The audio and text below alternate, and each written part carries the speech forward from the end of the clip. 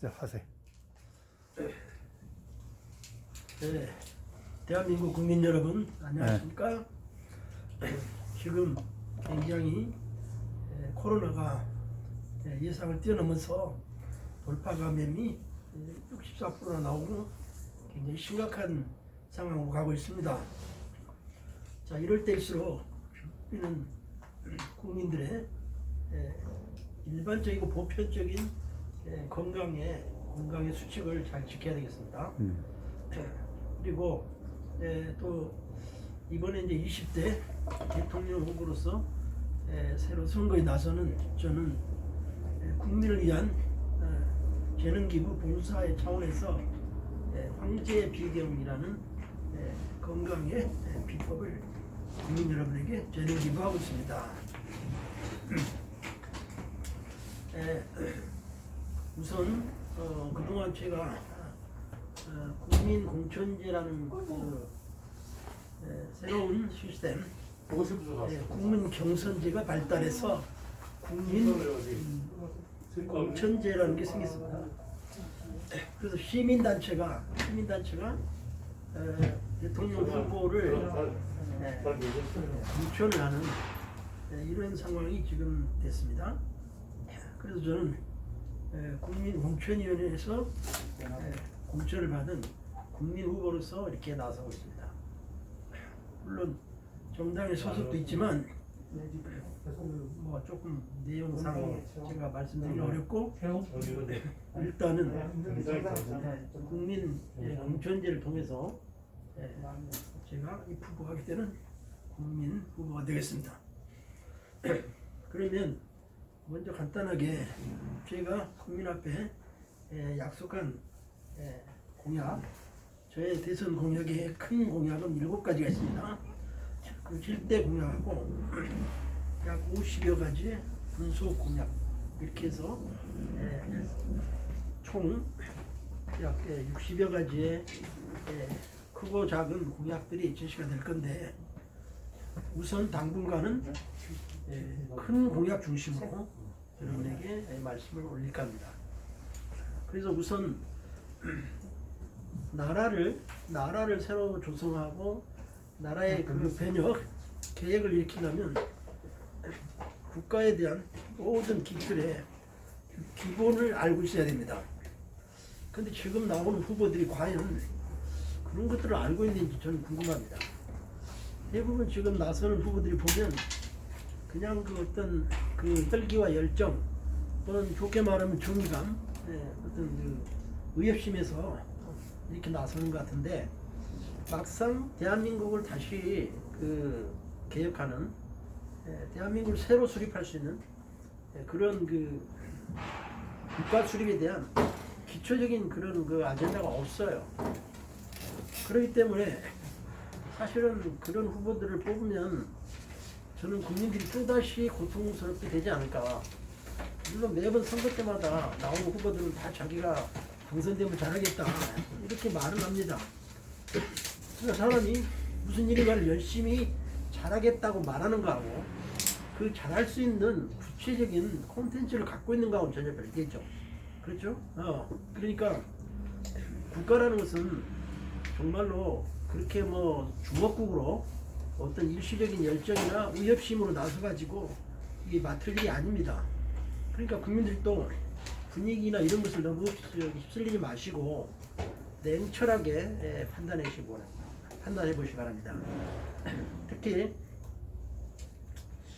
저 같은 경우 지금 제가 판단할 때 국민의 50% 이상이 아직 지지한 후보를 정하지 못했어요. 물론 언론은 아주 편파적으로 둘 중에 하나를 찍어라는 식으로 그 강요하면서 몰고 가고 있습니다. 이건 아주 잘못된 것이죠. 언론을 저는 굉장히 탓합니다. 언론이 대한민국을 좌우하고 있어요 지금.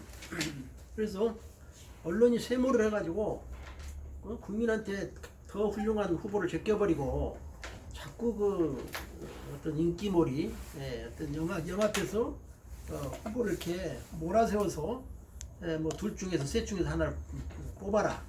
이런 식의 선거가 지금 저는 아주 마땅치 않습니다.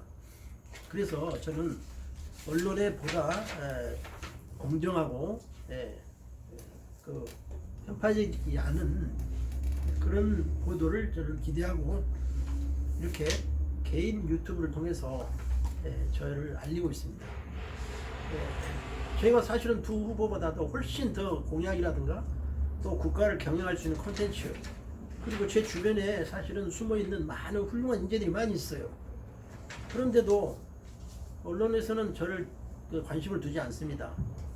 왜? 제가 뭐 많은 돈을 뿌려서 또는 뭐 그동안 무슨 뭐 큰 대형 사고를 쳐가지고 이렇게 막 이름이 뜨고 그러진 않았죠. 그렇기 때문에 저로서는 상당히 그 불리한 그 상황입니다만은, 그러나 50% 이상이 약 60% 가까운 국민들이, 유권자들이 아직 표심을 정하고 있지 못하기 때문에 그 표 3분의 1만 제가 얻어도 저는 경쟁력이 있다고 보는 겁니다. 그래서 이 유튜브를 보는 지금 당시에는 여러분들께서 아마 이제 그동안 SNS를 통해서 저의 그 기풍당당, 저의 그 대선 구호, 저를 이미지합시키는 기풍당당이라는 그 표현은 많이 듣고 보셨을 거예요. 그런데 막상 이제 후보로서 이제 나서니까 많은 분들이 관심을 갖고 저에게 이렇게 사랑을, 애정을 주시는데, 의외로 제도권의 언론들은 의도적으로 무시하고 있어요. 그리고 뭐 참 황당하게 짝이 없는 무슨 뻥공약 이런 거 남발하고, 현금 살포를 남발하고, 그리고 그 법조인들끼리, 법조 마피아들끼리 나서가지고 자기들끼리 그 국민들을 뒤에서 등치고, 국민들, 억울한 국민들을 만들고, 그런 것들에 대한 일갈의 반성이나 그 되돌아보면 없이 뭐 자기가 무슨 그 되면은 대한민국을 전부 다 뭐 잘 해낼 것처럼 하는데, 그건 잘못됐다고 봅니다. 그래서 이번에 국민 여러분이 새로 판가를 하지 않으면 국민 여러분의 고통은 계속됩니다. 저는 분명히 그것만큼 말씀드릴 수 있어요. 그런데 저는 한때 그 잠시 충동심에 의해서 나선 후보가 아닙니다. 저는 준비를 많이 했고, 또 제가 국민을 위해서 나름대로 기여한 바도 있어요. 그래서 이제 지금 초기에는 제가 여러분들에게, 국민 여러분에게 저를 알리는 시기로 보고 저에 대한 얘기를 좀 할 거 아닙니다. 우선 그 첫 번째 공약으로 제가 국방에 대한 공약을 했습니다. 이 국방에 대한 공약은 모든 국가와 모든 국민의 가장 1순위의 가치관입니다. 그리고 대통령 출마하셨습니다 이번에. 그래서 이제 그 국방을 소홀히 하고 다른 걸 아무리 해봐야 의미가 없어요. 그렇죠? 우리가 아무리 경제적으로 잘 돼봐야 뭐합니까? 전쟁 나버리면 다 말짱 도루묵입니다. 그래서 우선 국방을 튼튼해야 되겠는데, 지금 대한민국 국방이 어떻습니까? 이건 대한민국이 지금 현재까지 약 5년, 10년 동안에 이루어진 이 국방의 이 아젠다가 크게 잘못됐어요. 그래가지고 그냥 절대 강자로 핵무기를 보유하고 있는, 북쪽에다 대고 고개만 조아리고 막 숙이고 싹싹 빌고 돈 갖다 바치고 쌀 갖다 바치고 뒤로 막 거래하고, 이렇게 해가지고 전쟁 방지가 진심으로 될까요? 그것은 그쪽에서 칼자루 쥐고 우리는 칼 나를 쥐는 거예요. 왜 그런 식으로 해야 됩니까? 그래가지고는 진정한 전쟁 방지나 평화가 유지될 수가 없는 거예요. 언제든지 우리는 남침을 당할 수 있습니다. 그렇죠? 그래서 저는 국방정책으로서 우리가 핵무장을 해야 되겠다. 왜? 이미 상대방은 핵무장을 다 완결했어요. 그리고 5대 전략에서 전 인민의 뭐 간부와 전군의 무장화, 또 뭐 그 핵무장 이런 것까지 다 해서 언제든지 전쟁 준비가 끝나 있는 상태란 말이다, 그쪽은. 그런데 우리는 뭐예요? 무슨 뭐 다른 무기, 첨단 무기가 몇 가지 있다고 해서 핵무기를 당할 수 있습니까? 핵무기가 있는 쪽과 없는 쪽은 이건 게임이 안 되는 거예요. 그래서 저는 대한민국도 이제는 핵무장을 해야 되겠다. 이 핵무장을 하지 않으면 절대로 전쟁이 방지될 수가 없습니다. 이건 제가 확신을 갖고 얘기할 수 있고 국민 여러분도 공감하실 거예요. 지금 예를 들어서 러시아와 우크라이나가 지금 일촉즉발의 상황이 있지요. 그런데 그 배후에는 소련과 러시아와 미국 또는 나토가 있단 말이죠. 그러면 그 우크라이나의 상황, 또 얼마 전에 그 아프가니스탄 사태, 그리고 베네수엘라 사태, 또 베트남의 경우, 이런 경우들 쭉 이렇게 보면요, 우리가 평화를 사랑하는 쪽이 그 호전적인 상대방보다 국방이 강할 때 평화가 유지되는 거예요. 국방력이 강할 때 유지가 되지, 국방력이 밀리면서 뭐 그냥 뭐 돈 갖다 바치고 쌀 갖다 바치고 뭐 싹싹 빌고, 응? 그리고 저기서 그냥 눈만 깜짝해도 그냥 네네 알겠습니다 깨갱 이렇게 하는 그런 식으로 해가지고는 이게 전쟁 방지가 되는 게 아니에요. 늘 불안하게 살아야 되죠. 그렇죠?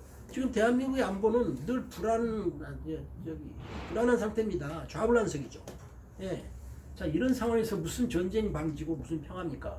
그런데다가 저쪽에는 전혀 생각도 없는 자꾸 종전선언 하자고 우리가 저기 욕을 해요. 지금 우리가 지금 뭐 아무것도 전쟁 일어나면 우리가 바로 깨지는데, 응? 뭘 우리가 지금 미군 없이, 응? 어떻게 하겠다는 거예요. 그래서 미군이 주둔하다가 물러난 국가들, 그 경제 그 후에 일어난 여파들, 나비 효과를 잘 살펴보세요. 세계사에서, 특히 근현대사에서 자유민주주의의 보루에 서 있는 미국이라는 강대국, 이 미국이라는 강대국이 주둔했던 나라가 미군을 쫓아냈을 때 어떤 결과가 오는가, 많은 국가들이 그것을 다 교훈을 주고 있어요. 그런데도 아직도 종북 주사파, 또 사실은 머리가 빨간 그 공산주의자들은 이마에다가 공산주의라고 써붙이지 않았어요. 예, 그러니까 어떻게 합니까? 아, 요즘에 공산주의가 어딨어? 뭐 공산주의가 나쁜 거야? 또 뭐 공산주의면 어때? 이런 식으로 차근차근 국민의 의식을 마비시키면서 사상전에서 벌써 밀리고 있어요. 그래서 제가 알기로는 지금 이번 정권의 교체가 엄청나게 중요한 분기점이 될 것이다. 이번에 만약에 정권 교체하지 못하면요, 대한민국은 적화가 된다고 보셔도 돼요. 예, 특히나 지금 다 아시는 여러분 후보 중에 발톱을 싹 감추고 자기가 공산주의자인데 아닌 것처럼 일체 말을 안 하는 사람이 있어요. 예, 그러나 전에 그동안 다 그 사람이 걸어왔던, 그 후보가 걸어왔던 길을, 행적을 보면 그 사람은 틀림없이 공산주의자거든요. 그리고 종북자예요. 그런데도 지금 선거 게임에서 엉뚱한 데에도 지금 포커스가 맞춰져가지고 그 사람의 본색을 국민이 알지 못하게 지금 언론이 자꾸 덮고 있어요. 이런 일이 엄청난 불행한 일을 초래합니다. 예, 물론 그 정권 교체라는 게 뭐 1당에서 2당으로 교체되는 것도 그럴 수 있지만, 저같이 제3의 후보, 왜 양극단이 싸울 때 사실은 양극단의 그 등살 때문에, 예? 그 고래 싸움에 새우등 터지는 경우로 우리 국민들만 피곤하고 힘들어요. 그렇죠? 양극단의 그 정신 갈등, 철학적인 갈등 때문에, 정치적인 인연 때문에 국민들만 가운데 껴가지고 너무 힘들단 말입니다. 지금 그런 세월을 벌써 우리 국민이 계속 겪고 있습니다. 그래서 이번에 이제 해야 되는데, 정권 교체해야 되는데, 문제는 좌와 우 양쪽을 다 수렴할 수 있는, 포용할 수 있는 그런 포용력 있는 대안, 아젠다를 가진 후보가 나와야 된다. 지금 제가 볼 때 중앙 무대에서 언론들이 뭐 엄청나게 애워싸면서 보도해주는 이 후보들은 제가 볼 때 그런 후보들이 아닙니다. 기껏해봐야 법적인 가지고 싸우는 거예요. 법은 중요하지만 국민 생활의 일부에 불과합니다. 법 말고도 여러 가지 그 국가가 존재하는데 필요한 그런 중요한 가치들이 있잖아요. 그렇죠? 자, 그래서 저는 첫 번째 국방의 공약으로서 핵무장을 하고, 그 다음에 군의 첨단화를 해야 되겠다. 이 군의 첨단화가 뭡니까? 우주전에 대비하는 거예요. 우리가 우주전을 대비하면은 북한의 핵무기까지도 막을 수가 있어요. 우리가 핵무장을 하든지 또는 핵무장에 병행해서 만약에 우리가 우주전을 대비하면 북한이 핵미사일을 발사하는 순간에 그것을 무력화시켜버리는 그런 것이 가능해지기 때문에 저는 군의 첨단화를 해야 되겠다라는 것입니다. 이것이 제 국방 정책이고요. 그 다음에 두 번째로 제시했던 게 경제예요. 왜? 국방이 되면은 그 다음에 국민들이 편안하게 먹고 살 수 있어야 되잖아요. 자, 그런데 이 경제는 현금 살포가 해답이 아닙니다.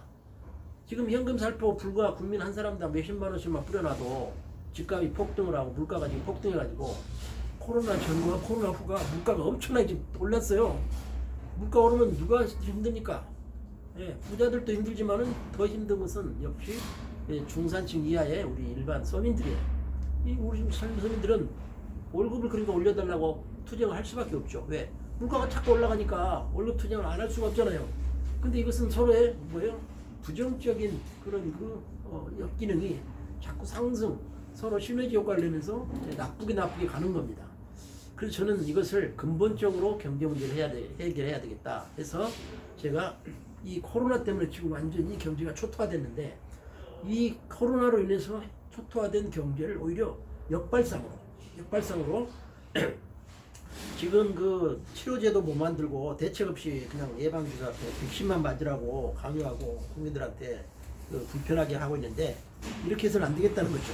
그래서 뭐예요? 저는 코로나에 대한 근본적인 대책으로서 문제는 코로나가 확산되는 것은 밀폐 공간의 문제예요. 개활지 이 밖에 개활지 이런 공간에서는 코로나가 별로 이렇게 전파가 잘 안 됩니다. 그렇죠? 특히 이제 햇볕이 강하게 내리쬐고 바람이 잘 사방팔달로 바람이 잘 통하는 이런 장소에서는 코로나 전파가 거의 안 돼요. 특히나 이제 뭐 소나기 억수로 내리는 지난번 광화문에서 보면 소나기가 그렇게 내리면 이게 한 우산을 쓰지 않는 한은 전파가 안 되는 거예요. 근데 그것을 막 그냥 무시하고 그 정말 단순 무식하게 막 국민을 막 불편하게 하면서 잡아들이고 막 탄압하고 있죠. 못 모이게 하려고. 그럼 정치적 의도가 깔린 거였죠. 자, 그런데 저는 뭐예요?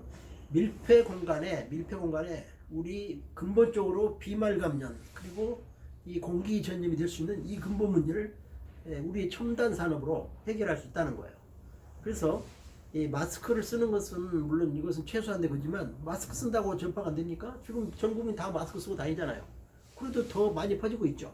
그러니까 마스크는 대답이 아니라는 걸 알 수 있어요. 그래서 저는 버스나 지하철 또는 사무실 또는 자영업자들 그 영업소 이런 데다가 첨단의 그 비말 감염 바이러스를 박멸시킬 수 있는 그 전자제품 에어컨 같은 그런 원리의 전자제품을 저는 개발을 해가지고 그것을 이제 전국의 전 국민에게 보급을 해야 되겠다. 이것은요 우리나라 지금 기술 수준으로 봤을 때 백신이나 치료제를 개발하는 것보다 훨씬 비용과 시간이 적게 됩니다. 비용과 시간이 거의 안 들어요. 그리고 이것은 이제 만약에 성공이 되면 우리나라가 주도국이 돼서 전 세계 수출할 수 있어요. 이것은 자동차 수출보다 더 비전이 좋습니다. 아시겠어요? 자동차보다도 지금 코로나 바이러스를 박멸할 수 있는 전자기계를 발명했다. 공기청정 원리의 그 전자기기 발명했다 그러면 이것은 마무리하면서 질문 좀. 자동차 수출보다도 더 매력 있는 우리 경제의 부활 요소가 될 수 있다는 겁니다. 그래서 저는 이렇게 하면은 저는 뭐예요? 제가 임기 첫 해에 마스크 자율화, 국민 여러분들 각자가 마스크 쓰고 싶은 사람 쓰고 말고 싶으면 말고 그 대신 자영업자, 영업소 이런 데 또 사무실 이런 데는 그 반드시 코로나 박멸용 기기를 설치하도록 이렇게 하면은 훨씬 전파력이나 이런 것이 거의 무력화됩니다. 그래서 저는 오히려 이것이 이제 경제를 다시 살릴 수 있는 역전의 역발상이 될 수 있다고 보고 그렇게 하고요. 그러면서 저희 그 전에 준비했던 공약 중에 경제 3부제라는 게 있어요. 그리고 주 4일 근무제도 사실은 제가 이미 오래전에 십수년 전에 다 제시했던 그 공약인데 우리 정의당의 심아무개 후보가 마치 자기 것인 양 그 변절을 했더라고요. 그런데 저는 뭐 그건 상관없습니다. 좋은 일은 누가 하든 능력 있는 사람 하면 좋죠. 그래서 주 4일제도 이미 삼성 같은 데서는 이미 일부 시행하고 있습니다. 저의 이제 그 공약이 현실로 드러나는 거죠. 자, 그 다음에 세 번째가 뭐냐면 복지 정책이 있어요. 복지 정책이 뭐예요? 복지라는 것은 자본주의가 너무 극단화돼 가지고 이게 사회가 이렇게 그런 시민혁명으로 무너져 버릴까봐 방지하자는 것이 복지거든요. 그렇죠? 그러니까 사실 복지는 사회주의적인 요소가 조금 들어갈 수밖에 없어요.